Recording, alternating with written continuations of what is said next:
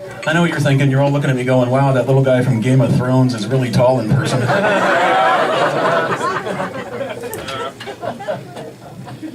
People ask me why I bring my book bag on stage with me. And by people, I mean nobody. I'll tell you, the reason I bring this on stage with me is very simple. Because everywhere I go, I perform for white audiences. And white people, as we know, are the biggest thieves in the history of the United States. It's true. White people are the biggest thieves in the history of humanity. Exhibit A, the United States of America. We came over here, we fought with the natives, we fought with the Spaniards, we ran out of dark people to fight with, so we fought with the French, we fought with the Dutch. We ran out of white people to fight with, so what do? We changed our nationality, called ourselves Americans, then fought with the people we used to be. That's history, is what that is. That's history. See, you all got it. You piece it together. Oh, we used to be British, and now we're Americans. That's a fighting. That's my British guy who explains my jokes. You'll hear from him again. As was mentioned, I am an award-winning author, so yeah, I have a day job. I work in advertising. I work in advertising because I can really relate to any industry where a 0.3 success rate is considered successful. My book is about crazy people in Los Angeles. It's called The White Pages. I'm allowed to make that joke. Some of my best friends are white. Actually, it's called LA Nuts. It is about crazy people in LA. I have copies for sale after the show, $15, or if I autograph them, 10. In fact, you know what? To hell with it. I'm feeling generous. Who wants a free sample? Okay, I didn't hear anything at first. I thought it was a whole audience of like illiterates. I see a few hands here. Okay. Wow. It's a lot of sharing. Okay, here you go. Just pass that back, split that up among the people. I see some hands over here. I see some hands over here. If you just pass that back, split it up. Thank you very much. There's more later. You know, in advertising, I've decided, I've learned a lot when working in advertising. Not only do people not know how to sell things, they don't know how to name things.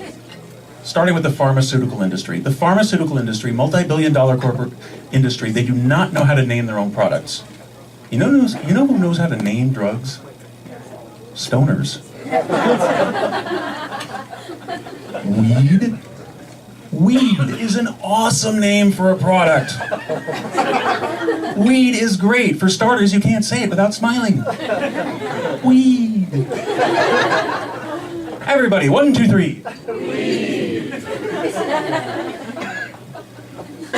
And it's social.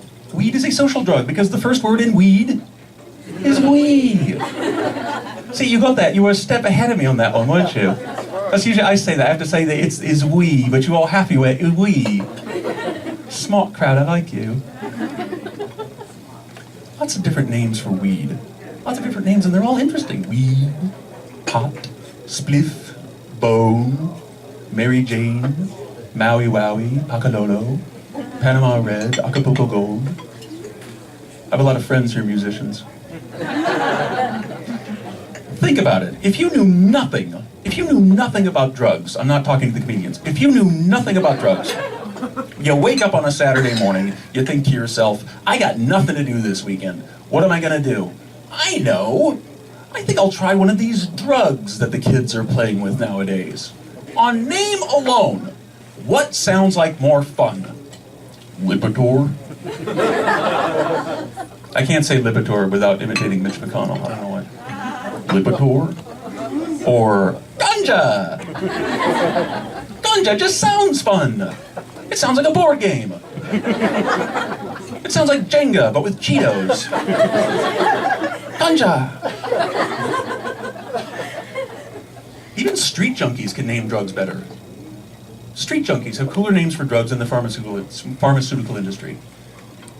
Dope, blow, snow, crystal meth, aka bad, junk, bennies, uppers, downers, stardust, angel dust, magic dust, nose candy, joy powder, crank, crack, snack, black whack, black tar, white lightning, white lady, white girl, white powder, China white horse, goofball, speedball, and Bolivian marching powder. I have a lot of musician friends. But pharmaceutical industries have really stupid names for the drugs. Eisentress sounds like a character from Lord of the Rings. What has he got? Spiriva. Spiriva is not a drug. Spiriva is an add-on at Jamba Juice. I don't know. I think I'll get a raspberry blast with, I don't know, protein powder and Spiriva. Celebrex is not a drug. Celebrex is the party you have when you dump somebody you hate. Singulair is a dating site for pilots. One Touch Ultra sounds like an amazing hooker. And why do all antidepressants sound like Pokemon? Not only do they sound like Pokemon, people don't even know which ones to give out. Paxil, Prozac, Zoloft, Lexapro, gotta try them all, gotta try them all! The only one that doesn't sound like Pokemon is Abilify. Abilify does not sound like Pokemon. Abilify sounds like a word George Bush would invent at a press conference. What we don't want to do for the Al-Qaeda is to abilify their abilities to abilify themselves. I'm Joe, you guys are fun, thanks.